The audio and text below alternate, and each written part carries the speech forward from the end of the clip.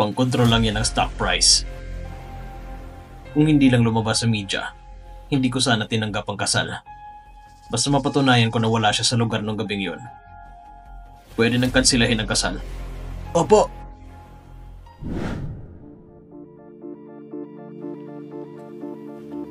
Anong meron? Nasa klase ba o nasa firing squad? Ang daming bodyguard.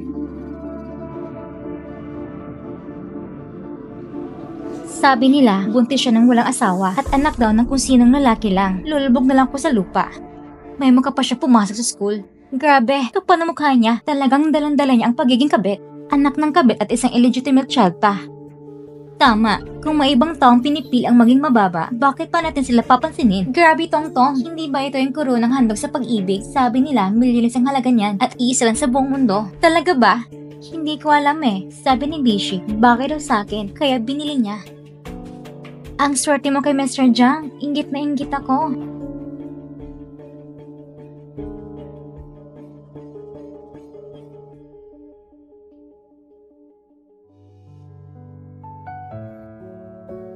Tito, maligayang bagong kasal. Shinong, may gusto sana ako itanong sa'yo. Ano yun?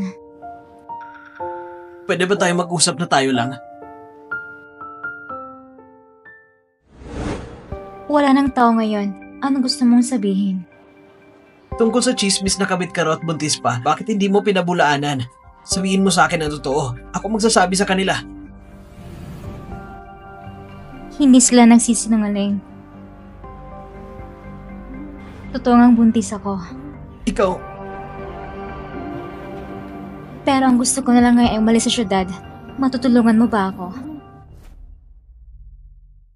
Miss, andyan na po kayo. Para ba ito kay Tito? Oo. Ako na magdadala.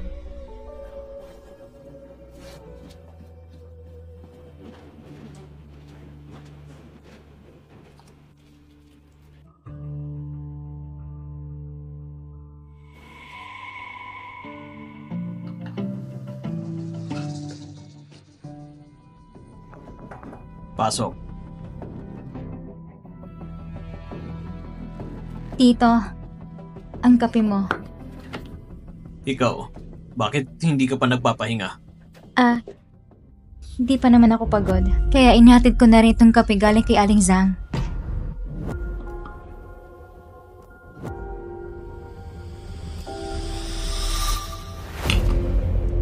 Ay, oo nga pala. Para sa'yo. Anong meron? Naisipan mo kong bigyan ng regalo? Nadaanan ko lang sa mall. Bagay na bagay sa'yo kaya binili ko. Nagustuhan mo ba? Nagustuhan ko. Kung ganun, pwede ka bang pumayag sa isa ko pang hiling? Anong hiling mo? Huwag mo nang pabantayan ng bodyguard. Gusto kong mabuhay ng normal sa paralan. Pwede ba? Nong, ano ba talagang binabalak mo? Kasi nitong mga araw na to, parang may kakaiba sa'yo. Ayoko lang kasi ng special treatment. Sige, pumapayag ako.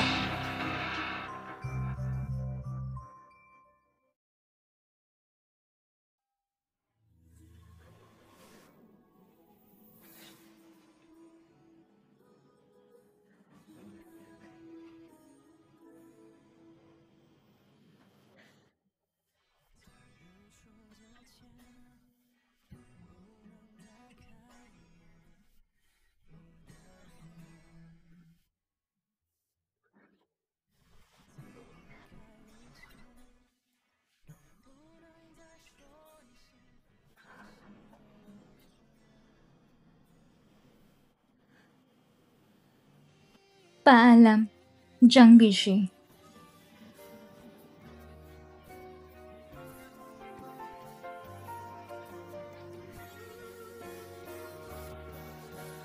Simula ngayon, hayaan mo na lang itong sumama sa'yo sa bawat araw.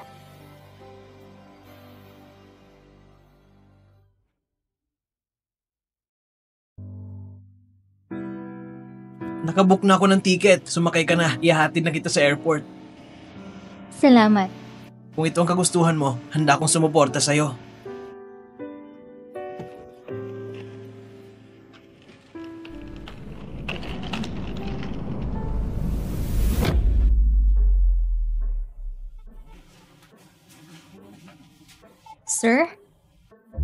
Sir. Bakit po kayo nakatulog sa study room?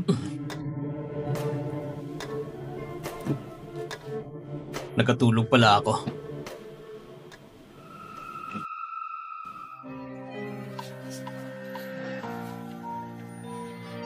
Tito, ito para sa'yo.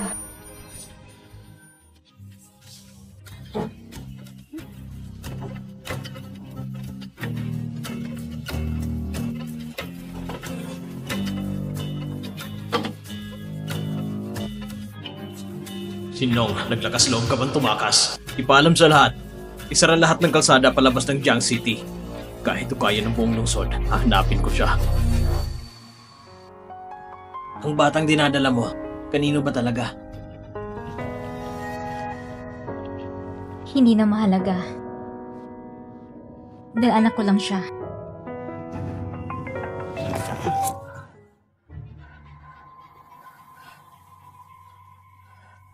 Gushin siya, bilisan mo. Hinahabol na tayo.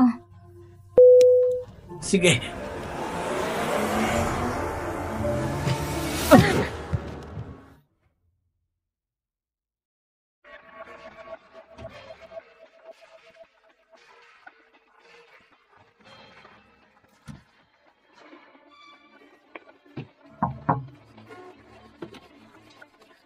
Miss, pinapasundukan ni Mr. Zhang.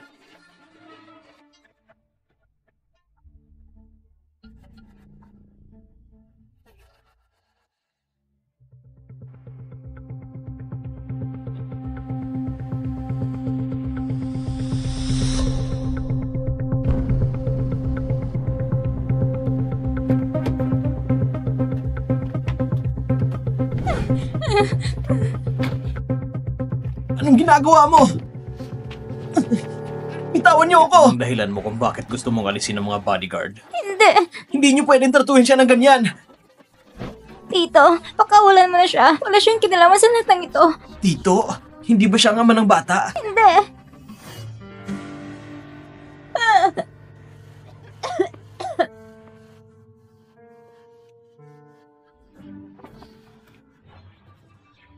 Ikaw yun, hindi ba? Ikaw yung nakabuti sa kanya tapos ayaw mo managot. Hindi ako yon. Bugbugin niyo siya! Halika dito! Tigilan mo na! Bugbugin niyo pa! Bugbugin ng gusto! Tama na. Iyan bang lalaking pinilit mong ipagtanggol? Duwag na walang panindigan? Hindi siya ama ng bata. Itigil mo na. Kung hindi siya, sino ang ama? Ayaw mong sabihin? Ipagpatuloy yung pagbugbog! Tama na! Tama na! Tama na! Tito, tama na please. Mamamatay na siya kung magpapatuloy ka. Dahil lang sa lalaking yan, luluhod ka sa harap ko? Alam mo bang hindi kanya mahal? Ni ang bata sa tiyan mo?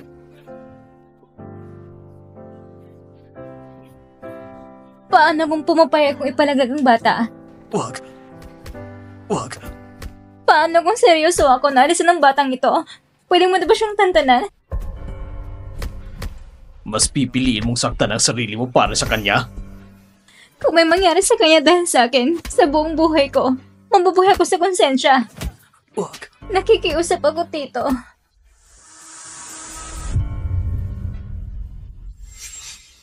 Dalhin ng dalaga sa ospital. Opo. Binibigyan kita ng huling pagkakataon.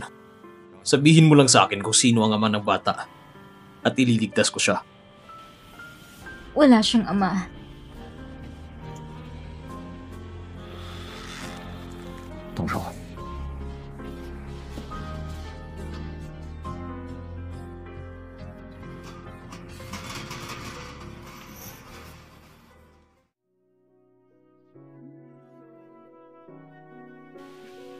Relax lang, sandali lang to. Anak, pasensya ka na. Baka talaga wala tayong tadhana. President Zhang, Nasaan si Miss? Kakapasok lang sa operating room. Hindi, itigil niyo ang operasyon. Ang bata sa tiyan niya. Anak niyo po yun.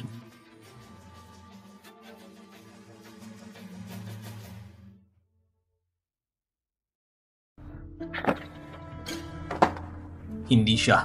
Paano nangyari yun? Sa resultang to, magkatugma ang pangalan at petsa. Baka mali nga talaga ang na-check ko.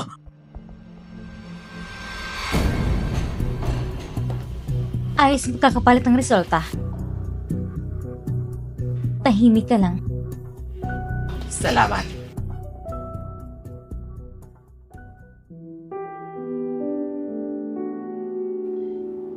Lumabas ka na hindi malalagsuot ng dagdag ng damit. Paano kung magkasakit ka? Ayos lang ako. Pakiramdam ko kasi mabigat sa dibdib. Gusto ko lang magpahangin. Kumusta si Gusheng siya? Ayon kay Secretary Lin, nakalabas na raw siyang Master Gus sa ospital at mabilis lang ang pagpapagaling niya. Buti naman at ayos na siya. Mahangin sa labas. Pumasok na po kayo at magpahinga. Hindi ka dapat nalalamigan ngayon. Sige.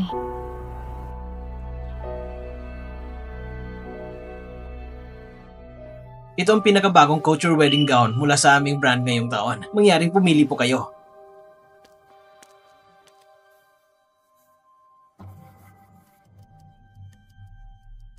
Ang ganda ng pagkakagawa at detalye nito. Alam ko na, kapag nakapili na ako, papaalam ko na sa inyo. Sige po, kung may kailangan po kayo, tawagan nyo lang kami.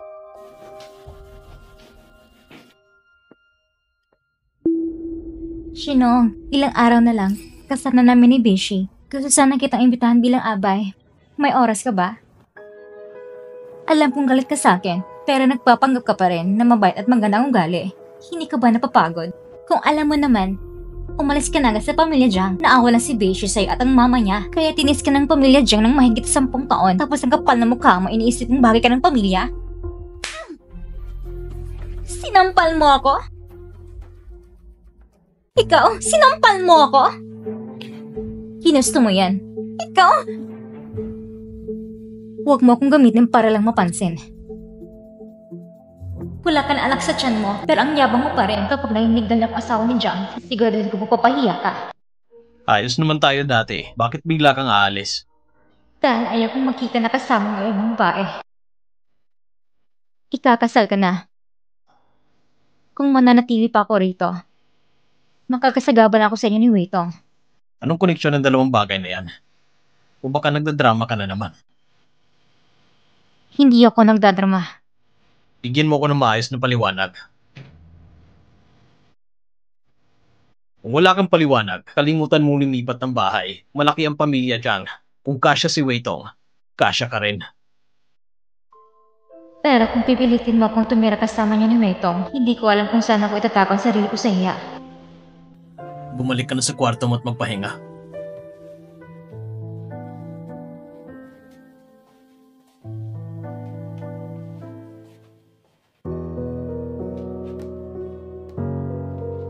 Iniisip pa rin ba ni Miss ang tungkol sa bata? Siguro nga. May ilang mga babae na pagkatapos ng aborsyon ay nagkakaroon ng depresyon. Paano kung isama mo muna si Miss palabas ng bansa para mag-relax? Magkakatulong ba yun? Malalaman lang natin kung susubukan. Tungkol sa birthmark ni Weitong, kumusta ng investigasyon? Lumabas na ang resulta. Anong kinalabasan? Mas mabuting kayo lang pong tumingin.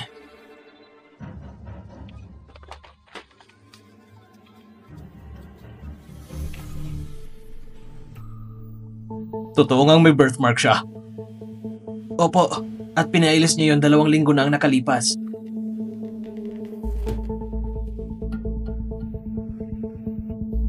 Siya nga talaga. Narito na ang listahan ng mga imbitado sa kasal at ang premarital check-up ninyo ni Miss Wei. Naayos ka na rin. Umalis ka muna. Opo. Maganda ang development ng bata sa tiyan mo. Kailangan wala magpahinga ng mabuti at huwag kalimutan uminom ng folic acid. Salamat, Doc. Baby, sana huwag mo kong sisihin dahil dinala kita sa mundong ito ng palihim. Pasensya ka na. Ang batang ito ay nasa tiyan ko ng 1 buwan. Hindi ko talaga kayang mawala siya. Pwede bang itigil ang operasyon? Sige, buti na lang. Anesthesia pala ang nagbigay sa'yo ng kanina.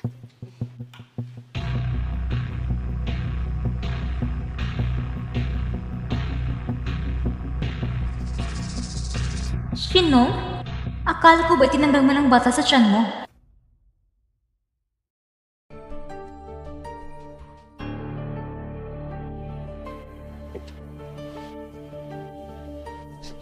Ano yung tinitignan mo?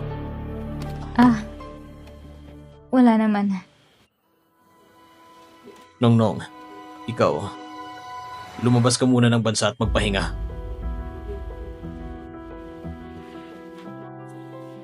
Anong ibig mong sabihin? Narinig ko kay Aling Zhang na malungkot ka ron itong mga araw. Kaya ayoko manatiling ganito ka palagi.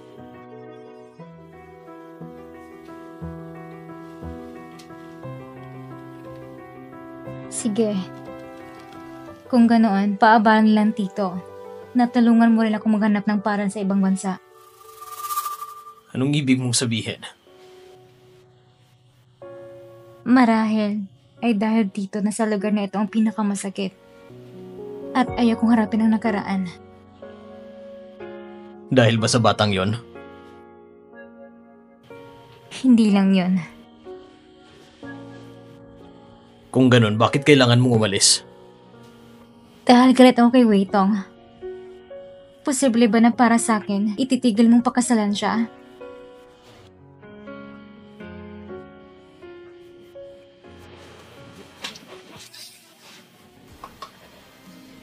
Kung hindi mo kaya,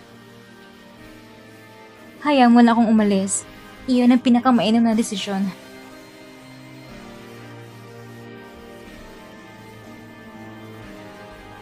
Sige.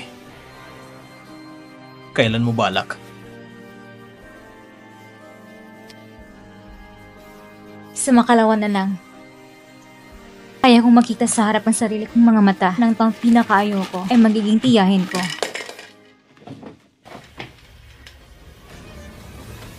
Bakit ka ba may folic acid? Bakit ka ba may folic acid?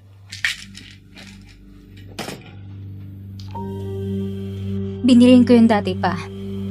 Ngayon wala na rin ang bata. Wala nang silbi. Magkakaroon ka pa rin ng anak sa hinaharap.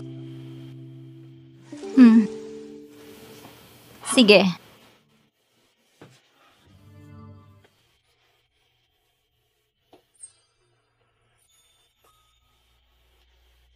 Tito, sa pagkakataong ito, totoong paalam na talaga. Bakit bigla mo akong naisipang yayain kumain? Dahil sa pinangako ko sa'yo dati, na kapag inayos mo ang phone ko, ililibre kita. Napagkamalan ka ng tito ko dahil sa akin, hindi pa ako nakakapag-sorry sa'yo. Hindi naman ako nagalit sa'yo. Huwag mong dibdibin yon. Narinig ko na pinaayos ng tito mo ang pag-drop out mo sa school. Hindi ka na ba talaga babalik sa school? Hindi, aalis na kasi ako papuntang ibang bansa. Bakit naman? Makikita pa ba kita pagkatapos nito? Walang handa sa mundo nang hindi nagtatapos. Kung nakatadhana, muling magkikita. Hindi na rin maaga. Uuwi na ako. Mag-message ka kapag nakauwi ka na. Sige, bye-bye.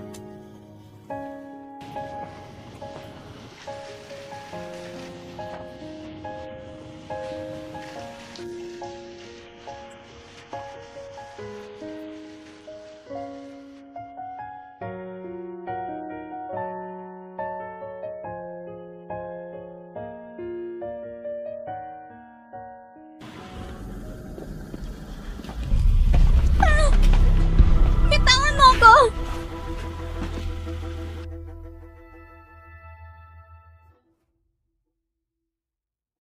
Miss Wei, nakuha na namin ang dalaga. Gawin niyo itong malinis. Hindi kayo mawalan ng kandimpala.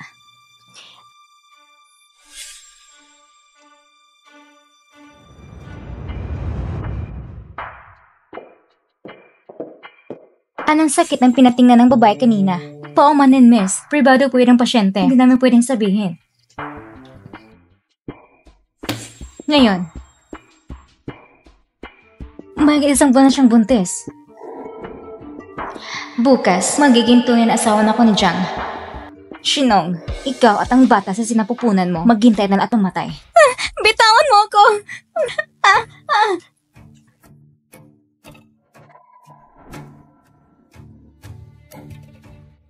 Anong balak ninyong gawin? May nagbayad para kitilin ang buhay mo at ang batang nasa sinapupunan mo.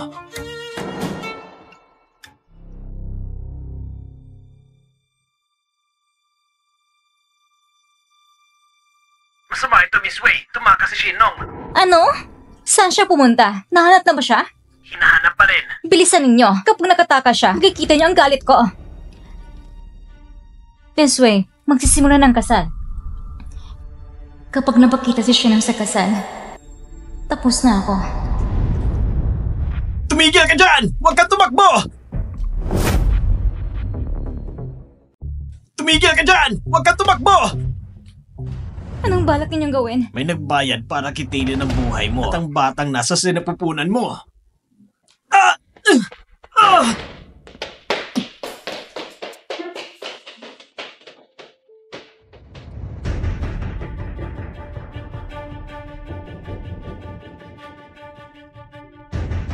Agad ipagbigay alam kay Miss Wei na tumakas si Shinong! Masama ito, Miss Wei! Tumakas si Shinong! Hinahanap pa rin.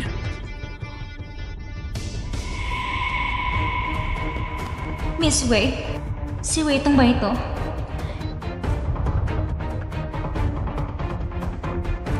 Hindi ko pwede hayaan si Tito na pakasalan niya ang ganitong klaseng babae. Ilalantad pang tunay yung pagkatao. Tumigil ka! Huwag kang tumakbo! Palakpakan ang maligayang pagdating sa bagong kasal!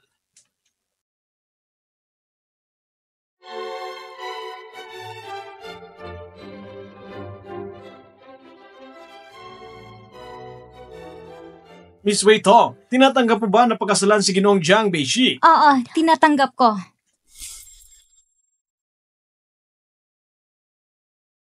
Mr. Jiang Beishi, tinatanggap mo ba na pagkasalan si Miss Wei Tong sa hirap o ginhawa? Hindi mo ba siya iiwan kailanman?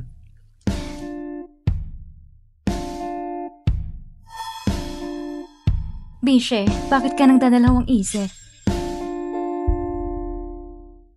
Hindi mo siya maaaring pakasalan!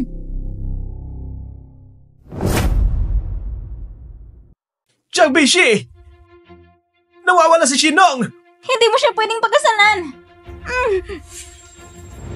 Anong sabi mo? Pagkatapos namin kumain ni Shinong kagabi, bigla na lang siyang nawala. Hindi ko na siya makontak buong gabi. Posibleng may masamang nangyari sa kanya. Bishe, huwag kang umalis. Kasal natin ito ngayon. Bitawan mo ako! Nawawala si Shinong. Anong pakialam mo? Hindi naman kayo makadugo. Ako ang tunay mong asawa. Kung ganon, kinakansela ko ang kasal natin. Wag! Lin Yuan, hanapin siya. Opo! Bishe!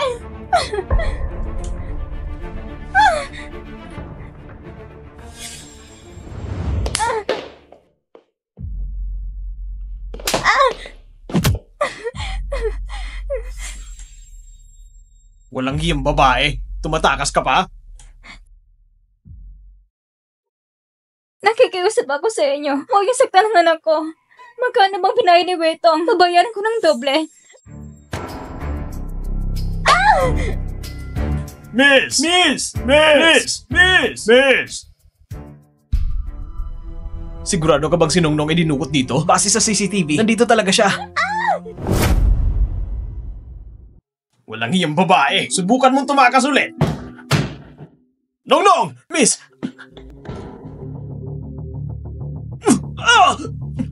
Nongnong! Nongnong! Ayos ka lang ba, Nongnong? Tito, hindi mo pwedeng pagkasalan si Wetong. Siya ang nag-utos na dukutin ako. Ano? Mag-ingat ka!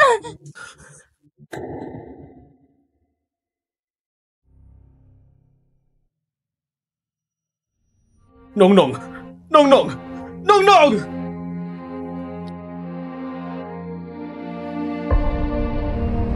Kaanak ka ba ng pasyente?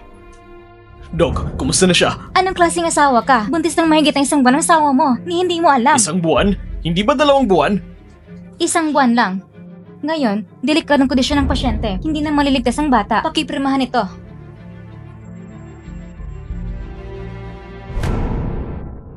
Doctor, kahit hindi maligtas ang bata, basta iligtas nyo lang ang ina kahit anong mangyari. Gagawin namin ang aming makakaya.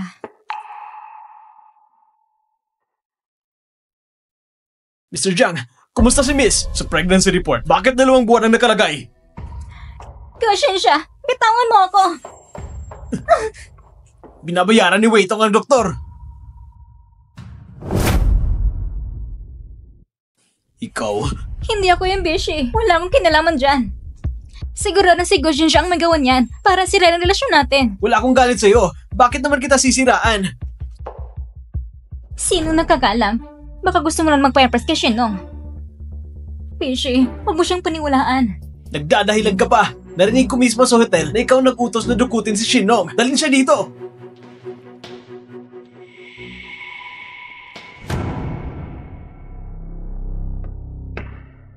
Ako na bang magsasalita o aamin ka?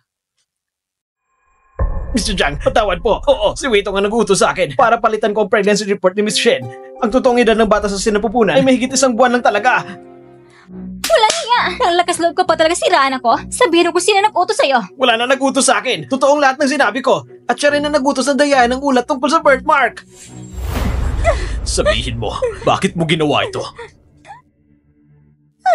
Dahil mahal kita. Bakit si Shinong at ako? Para naman kaming lumigay sa pamilyang Jiang. Pero siya lang nakikita mo. Sa wakas may pagkakataon ako na maging Mrs. Jiang. Paano ko yung basta ibibigay sa iba? Gusto ko siyang mamatay. Ang pagdukot kay Shinong, ikaw rin ang nagplano noon? Oo, ako nga. Pinagsisiyan ko na noong araw sa hotel. Hindi ko siya pinigilan. Kung hindi, matagal na sana nawas ang reputasyon niya. Ano pa mga kasamaan ang nagawa mo sa kanya? Gusto mong malaman? Sa kabilang buhay na lang. Kung hindi kita makuha, hindi ka rin makakuha ni Shinong. Kung hindi kita makuha, hindi ka rin makakuha ni Shinong.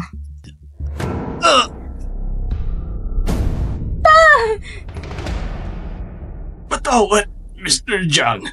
Kasalanan kung hindi ko siya napalaki ng maayos. Kaya siya nakagawa ng ganitong kasalanan. Nakikiusap ako. Patawarin mo siya. Nag-iisa ko lang siyang anak. Kung may pagkukulang siya, ako na lang ang magbabayad para sa kanya. Gumising ka pa! Pa! Dalhin niyo si Weitong. Gamutin niyo agad si Uncle Wei. Bitawan niyo ako!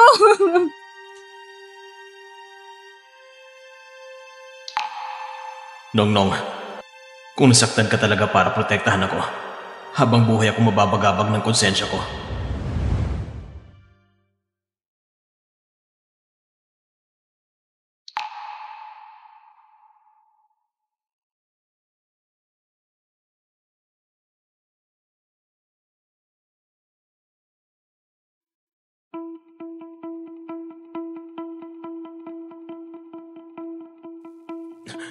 Nong, gising ka na? May masakit ba sa'yo? Tatawag ako ng doktor para sa'yo. Hintayin mo ako, ha?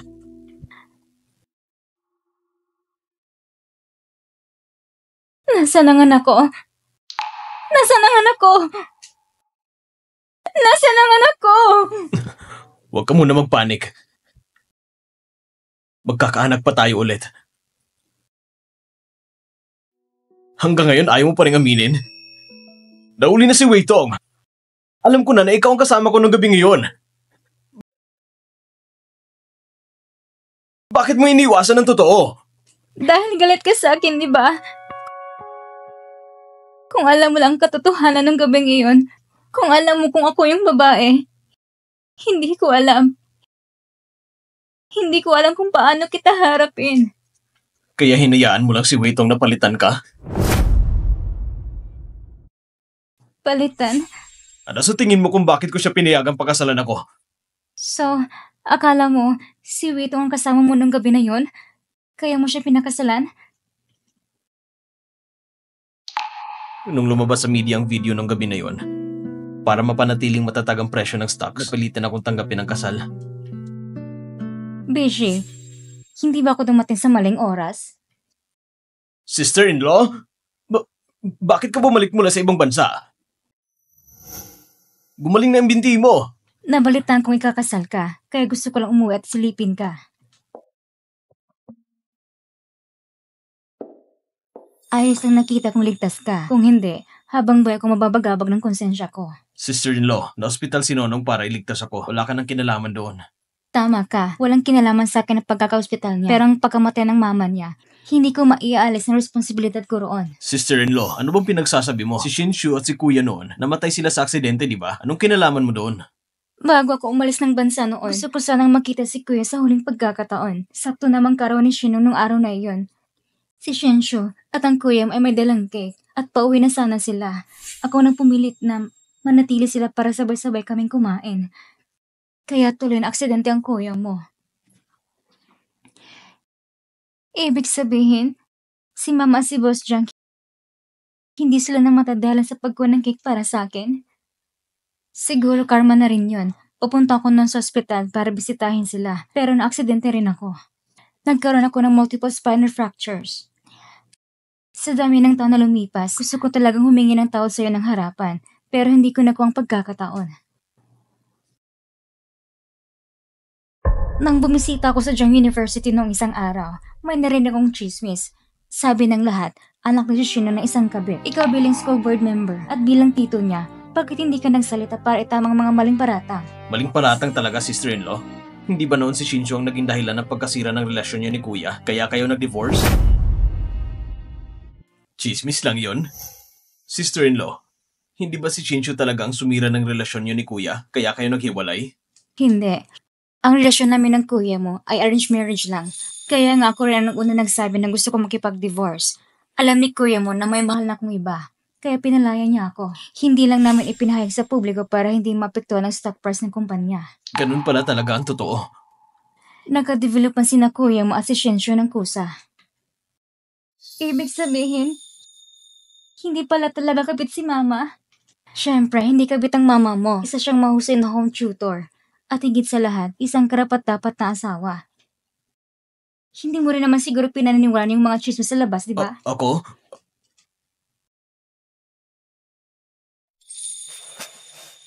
Nongnong, ako nagkamali noon sa'yo. Patawad.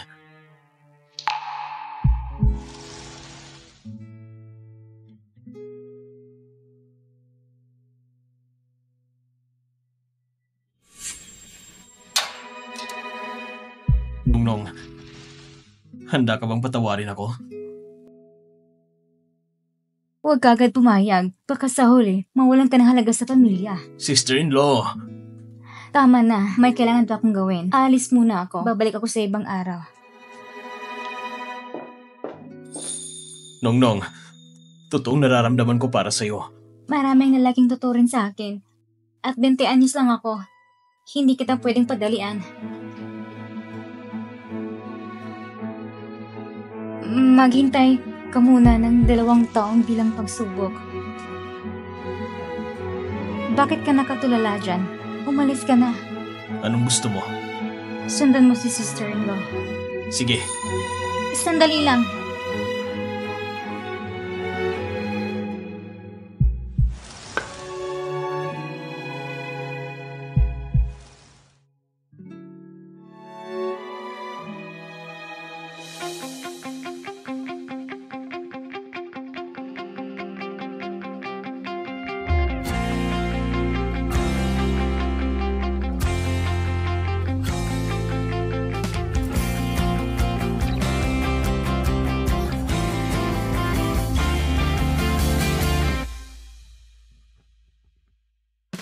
Miss Shinong, handa ka na bang maging asawa ni Mr. Jiang Beishi? Sa hirap at ginhawa? Sa yaman at kahirapan?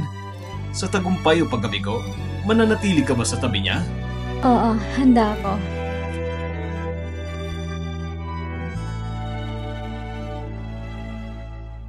Mr. Jiang Beishi, handa ka rin bang maging asawa ni Miss Shinong? Oo, handa ako.